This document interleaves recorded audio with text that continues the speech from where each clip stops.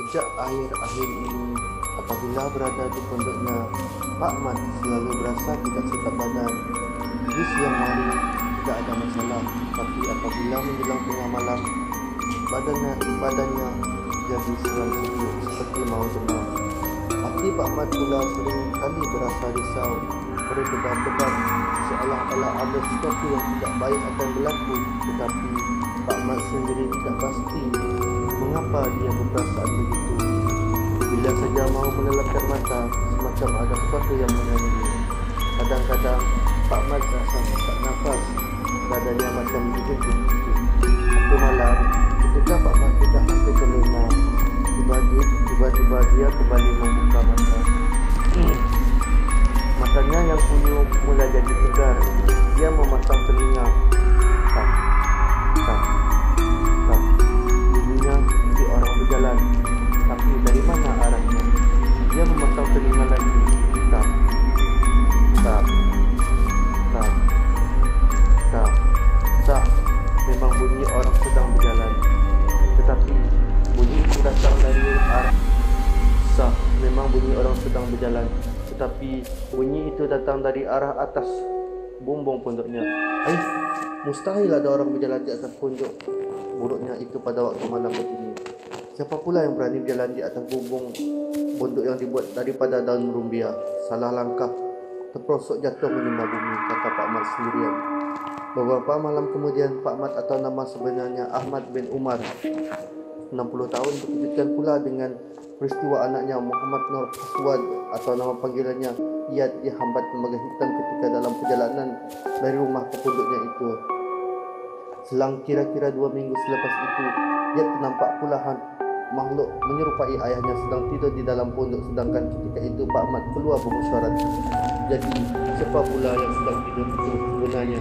Pondok itu bukanlah kediaman Pak Mat, tetapi hanyalah sebuah pondok yang dibinanya untuk bertemu dengan orang ramai. Rumah tempat tinggal keluarganya terletak di sebuah rumah bangsa 1 kilometer dari kawasan pondok yang dibinanya itu. Apabila dilantik memegang jawatan ketua kampung kawasan Teluk Bahang, Pulau Pinang, Pak Mat mengambil keputusan untuk membina pondok di atas sebidang tanah tol. Sejak itu, dia berulang-ulang alik dari rumah bangsa ke pondoknya. Ada kala dia tidur di pondok dan ada kalanya di rumah bangsa. Maklumlah, apabila memegang jawatan sebagai ketua kampung, ada sahaja orang mau datang mengadu masalah. Di pondok senanglah sedikit, lebih luas dan selesa dari rumah bangsanya. Begitulah kata Pak Mat jika ada orang bertanya. Pondok yang dibinanya pun ala kadar saja, membumbungkan daun rumbia dan berdindingkan cincin tebuan. Selepas kejadian anaknya Iyad terserpak dengan makhluk menyerupai Pak Mat tidur di pondoknya, gangguan itu berangsur-angsur hilang. 2 minggu tidak diganggu, Pak Mat yakin benda tersebut hanya singgah sebentar di pondoknya. Tetapi sangkaan Pak Mat meleset. Pada suatu malam, Pak Mat pulang terlewat dari mesyuarat JKTK. Kira-kira pukul 11 malam baru dia sampai ke pondok. Lepas mandi dan salat isyak, Pak Mat pun berbaring dan kira-kira mau melelapkan mata. Hampir saja dia terlena, tiba-tiba jeritan suara yang kuat memanggil rumahnya. Ma.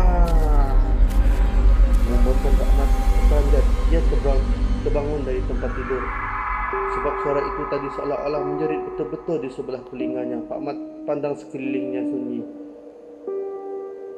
Ma. Keesokan malamnya sekali lagi dia disegah. Bila mata mahu terlelap, suara itu menjerit di sebelah telinganya. Ia berterusan hampir seminggu hilang. Benda itu mengganggu Pak Mat menggunakan cara lain pula. Setiap malam benda itu akan mengetuk-ngetuk dinding pondoknya yang dibuat daripada tintin melo terbuang. Kelentang. Aduh, Pak Mat semakin panas hati sejak seminggu ini. Dia tidak cukup tidur menjelang tengah malam.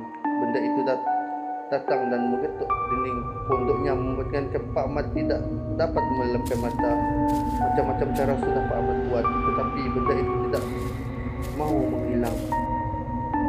Ada seorang anak muda memberikan jampi pada Pak Mat. Kata pemuda itu, Pak Mat kena duduk seorang diri selepas pukul 12 malam dan bacakan jampi itu yang lebih kurang begini bunyinya.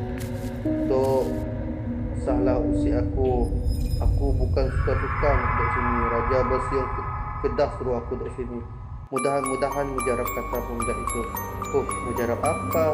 Aku takut kau. Raja bersiung. 4 kali bersiung pun dia tak heran naik. Sungguh Pak Mat telah pasti sempat mencuba jampi itu beberapa kali tetapi tidak menjadi. Selang seminggu selepas itu, suatu hari ketika mau menunaikan salat maghrib, tiba-tiba ada bayangan hitam laju melintas di hadapan Pak Mat yang sedang mengangkat takbir. Terpusing kepala Pak Mat kerana terkejut dengan lintasan itu. Mentah-mentah sembahyangnya jadi batal. Bila solat mula terganggu, Pak Mat tidak boleh tahan lagi. Pak Mat mula jadi geram. Macam mana nak buat ni? Pak Mat kan ada ilmu haluan tu. Jika otak Pak Mat mencari jalan. Malam itu Pak Mat mendapat satu idea. Geram punya pasal idea karut lah. Pak Mat buat macam mana? Selepas sembahyang isyak, Pak Mat mengambil soleh kertas dan sebatang pen.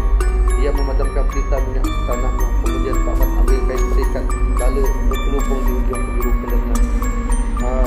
Inilah hang-hang. Bagaimanapun aku tak kira. Ingat hang saja boleh nak gempak. Aku pun boleh gempak. Apa saja nak main, aku tak kira. Aku mengadap, kata Pak Mat cerah.